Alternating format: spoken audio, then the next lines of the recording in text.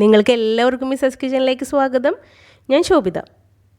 ഇന്നത്തെ നമ്മുടെ വിഭവം ചിക്കൻ ബ്രെഡ് പോളയാണ്. വളരെ എളുപ്പത്തിൽ തയ്യാറാക്കാൻ പറ്റിയ ഒരു സ്നാക്കാണ് കേട്ടോ ഇത്. പിന്നെ ഇതിനകത്ത് നമ്മൾ മൈദയൊന്നും ഒട്ടും തന്നെ ആഡ് ചെയ്യുന്നില്ല, അതുകൊണ്ട് തന്നെ ഒരു ഹെൽത്തി സ്നാക്ക് കൂടിയാണിത്. വളരെ എളുപ്പത്തിൽ ഉണ്ടാക്കാൻ പറ്റിയ നല്ല അടിപൊളി ടേസ്റ്റിലുള്ള മസാലയാണ് ഇതിനു വേണ്ടി നമ്മൾ തയ്യാറാക്കുന്നത്. അപ്പോൾ അതും എങ്ങനെയാണെന്ന് നമുക്ക് നോക്കാം. ആദ്യം നമുക്ക് മിക്സിയുടെ ഒരു ചെറിയ ജാറോ അല്ലെങ്കിൽ ഇതുപോലത്തെ ഒരു വെജിറ്റബിൾ ചോപ്പറോ എടുക്കാം. അതിനകത്തേക്ക് ഒരു 7-8 അല്ലി വെളുത്തുള്ളി നന്നായിട്ട് കഴുകിയിട്ട് തോലൊന്നും കളയാതെയാണ് ഞാൻ ഈ ചോപ്പറിലേക്ക് ഇട്ട് കൊടുത്തിട്ടുണ്ട്. ഇനി മിക്സിയുടെ ചെറിയ ജാറായാലും മതി, അതിനകത്തേക്ക് ഇട്ട് കൊടുക്കാം. ഇതൊന്ന് പെട്ടെന്ന് തോല് കളയാൻ വേണ്ടി ജസ്റ്റ് ഒന്ന് വിപ്പ് ചെയ്ത് അല്ലെങ്കിൽ ജസ്റ്റ് ഒന്ന് ക്രഷ് ചെയ്തെടുക്കാം. അപ്പോൾ ഇതിൻ്റെ തോലൊക്കെ ഒന്ന് ഒരുവിധമുള്ള തോലൊക്കെ ഒന്ന് വിട്ടു പോയിട്ടുണ്ടാവും. എന്നിട്ട് ആ തോലൊക്കെ എടുത്ത് കളഞ്ഞിട്ട് നമുക്ക് ഇതിനകത്തേക്ക് ഒരു കഷ്ണം ഇഞ്ചി ചേർത്ത് കൊടുക്കാം. ഇപ്പോൾ മിക്സിയുടെ ചെറിയ ജാറാണെങ്കിൽ നമുക്ക് ഇതുപോലെ ഇട്ടിട്ട് ഒന്ന് വിപ്പ് ചെയ്തെടുത്തിട്ടുണ്ടെങ്കിൽ ഇതിൻ്റെ തോലൊക്കെ എളുപ്പത്തിൽ പോയി കിട്ടും. 1-2 വെളുത്തുള്ളിയുടെ തോലൊക്കെ അതിനകത്ത് ഉണ്ടാകും, എന്നാലും കളയാനായിട്ട് വളരെ എളുപ്പമായിരിക്കും.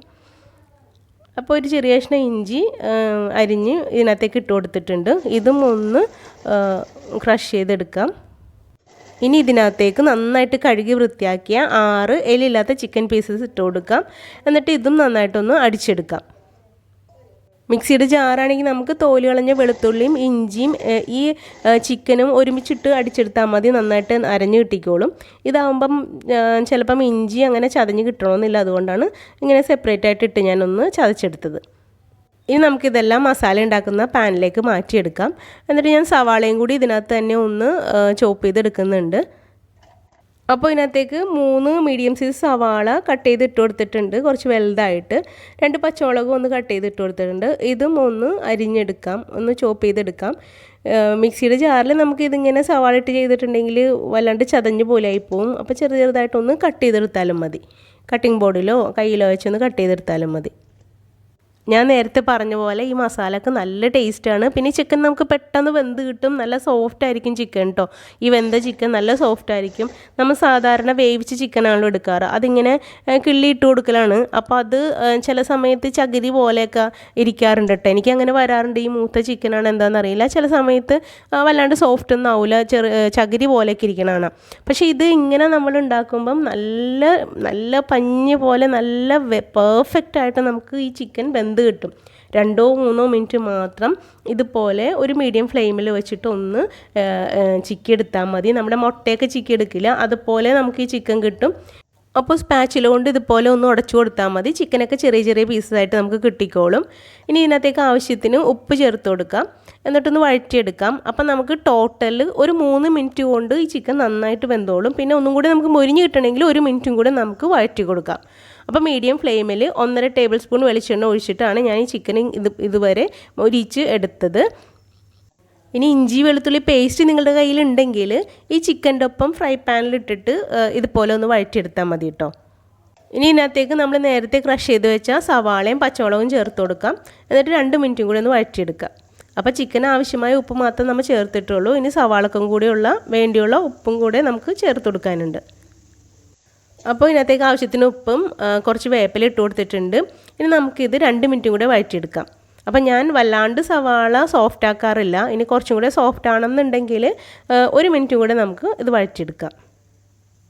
നമ്മളിതിനകത്തേക്ക് ഒരുപാട് മസാലപ്പൊടികളൊന്നും ആഡ് ചെയ്യുന്നില്ല. 1/4 ടീസ്പൂൺ മഞ്ഞൾ പൊടി, 1/2 മുതൽ 3/4 ടീസ്പൂൺ വരെ മുളക് പൊടി, ഒരു 1/2 ടീസ്പൂൺ ഗരം മസാലപ്പൊടി, ഇത് മാത്രമേ ആഡ് ചെയ്യുന്നുള്ളൂ. എന്നിട്ട് നന്നായിട്ടൊന്ന് 1 മിനിറ്റ് ഒന്ന് നമുക്കൊന്ന് വഴറ്റിയെടുക്കാം. ഈ പൊടികളൊക്കെ ഒന്ന് നന്നായിട്ടൊന്ന് ചൂടാവട്ടെ. ഈ സമൂസക്കും മറ്റ് സ്നാക്സിനൊക്കെ ഈ ഒരു മസാല അടിപൊളി ടേസ്റ്റ് ആയിരിക്കും.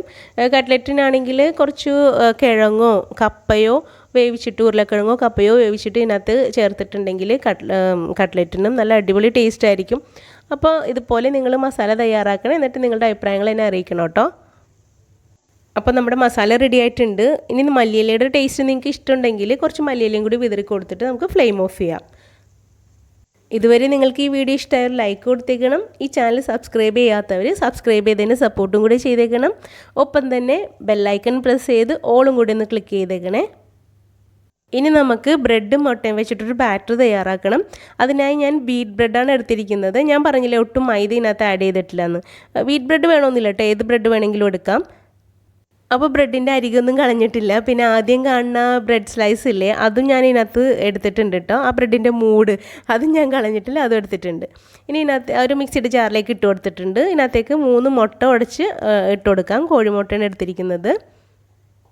ഇനി ഇതിനകത്തേക്ക് 1/4 കപ്പ് പാൽ ഒഴിച്ചു കൊടുക്കാം. ഒട്ടും കൂടി പോരുത്, ബാറ്റർ ഒട്ടും ലൂസാകാൻ പാടില്ല.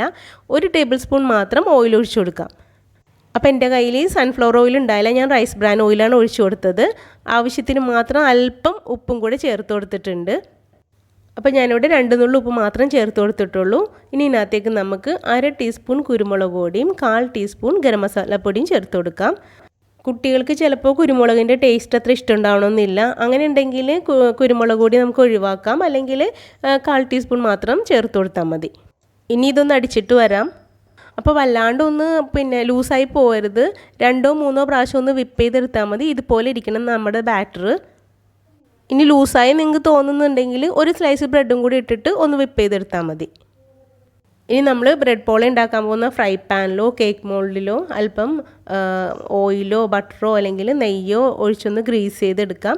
എന്നിട്ട് കുറച്ച് ഇതിൻ്റെ നമ്മൾ അടിച്ചു വെച്ചിരിക്കുന്ന ബ്രെഡിൻ്റെ പകുതി മാത്രം അതിനകത്തേക്ക് ഒഴിച്ചു കൊടുക്കാം. എന്നിട്ട് നമ്മൾ നേരത്തെ തയ്യാറാക്കി വെച്ച മസാല ഇതിനകത്തേക്കൊന്ന് വിതറി കൊടുക്കാം.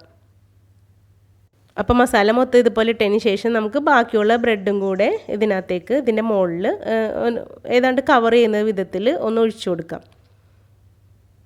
ഈ സ്പൂൺ കൊണ്ട് വേണമെന്നുണ്ടെങ്കിൽ ഒന്ന് ലെവൽ ചെയ്ത് കൊടുക്കാം. ഇനി അല്പം മസാലയൊക്കെ പുറത്ത് കണ്ടെന്നോർത്ത് കുഴപ്പമൊന്നുമില്ല, കരിയൊന്നും പോലെ മാക്സിമം നമ്മൾക്ക് ഇതുപോലെ ഒന്ന് കവർ ചെയ്ത് കൊടുക്കാം. അപ്പം ഞാൻ ജാറിലുള്ളതൊക്കെ കൂടി ബാക്കിയൊക്കെ കൈകൊണ്ട് ഇങ്ങനെ ഇതുപോലെ ഒഴിച്ച് കവർ ചെയ്തെടുക്കുന്നുണ്ട്. ഇനി ഇത് നേരിട്ട് അടുപ്പിലേക്ക് വെച്ച് കൊടുക്കരുത്. ഒരു പഴയ ഫ്രൈ പാനിൻ്റെ മുകളിലോ അല്ലെങ്കിൽ ഇരുമ്പിൻ്റെയോ കല്ലിൻ്റെയോ ഒക്കെ പാത്രങ്ങൾ ഉണ്ടാവില്ലേ, ദോശക്കല്ലൊക്കെ ഉണ്ടാവില്ലേ, അതിൻ്റെ മുകളിൽ വെച്ച് കൊടുക്കുക. ഞാനിപ്പോൾ മീഡിയം ഫ്ലെയിമിലാണ് ഇത് വെച്ചിരിക്കുന്നത്. മീഡിയം ഫ്ലെയിമിൽ ഒരു 7-8 മിനിറ്റ് വെച്ചതിന് ശേഷം നമുക്കിതൊന്ന് മറിച്ചിട്ട് കൊടുക്കാം. ഞാൻ മറിക്കുന്നത് വേറൊരു പ്ലേറ്റിലേക്ക് ഇതുപോലെ തെന്നിച്ചെടുത്തിട്ടാണ് കേട്ടോ മറിക്കുന്നത്. ഇത് ബ്രെഡ് ആയതുകൊണ്ട് തന്നെ പെട്ടെന്ന് വെന്തിട്ടുണ്ടാവും. ഇടയ്ക്കൊന്ന് ചെക്ക് ചെയ്യണം, അല്ലെങ്കിൽ കരിഞ്ഞു പോകും. പിന്നെ നമ്മൾ വെക്കുന്ന ഫ്ലെയിമൊക്കെ അനുസരിച്ചാണ് ഇതിൻ്റെ വേവിൻ്റെ ടൈം വരുന്നത്. ഇനി ഇത് വേറൊരു പരന്ന പാത്രത്തിലേക്ക് ഞാനിത് മാറ്റണേണ്. ഇതാ ഇങ്ങനെ വേണം മാറ്റാൻ, മറിച്ചിടരുത്, ഫ്ലിപ്പ് ചെയ്തിടരുത്, ഇങ്ങനെ മാറ്റണം. എന്നിട്ട് വേണം ഫ്ലിപ്പ് ചെയ്തിടാനായിട്ട്. ഇതുപോലെ വേണം ഇടാനായിട്ട്, അല്ലെങ്കിൽ നമ്മുടെ മുകളിലുള്ള മസാലയൊക്കെ പുറത്തേക്ക് പോകും. ഇതെങ്ങനെ ഇടുമ്പോഴത്തേക്കും പെർഫെക്റ്റ് ആയിട്ട് നമുക്ക് കിട്ടും. കണ്ട, പുറത്തേക്കൊന്നും പോവാതെ കിട്ടും. ഇനി ഈ ഒരു സൈഡും നമുക്ക് മൂടി വെച്ചിട്ട് 2-3 മിനിറ്റ് മാത്രം ഒന്ന് വേവിച്ചെടുക്കാം. ഇതപ്പം നമ്മുടെ ബ്രെഡ് പോളൊക്കെ നല്ല അടിപൊളിയായിട്ട് വന്നിട്ടുണ്ട്, പെർഫെക്റ്റ് ആയിട്ട് കിട്ടിയിട്ടുണ്ട്. അപ്പോൾ തീർച്ചയായും നിങ്ങൾ ഇന്ന് തന്നെ ഇതൊന്ന് ട്രൈ ചെയ്ത് നോക്കണേ. നല്ല അടിപൊളി ഇഫ്താർ വിഭവമാണിത്. നിങ്ങളിത് ഉണ്ടാക്കിയിട്ട് നിങ്ങളുടെ അഭിപ്രായങ്ങളും നിർദ്ദേശങ്ങളും എന്നെ കമൻറ്റ് ബോക്സിൽ അറിയിക്കണം. ഈ വീഡിയോ നിങ്ങളുടെ ഫ്രണ്ട്സ് ആൻഡ് ഫാമിലിക്ക് ഒന്ന് ഷെയറും കൂടി ചെയ്തേക്കണേ. താങ്ക്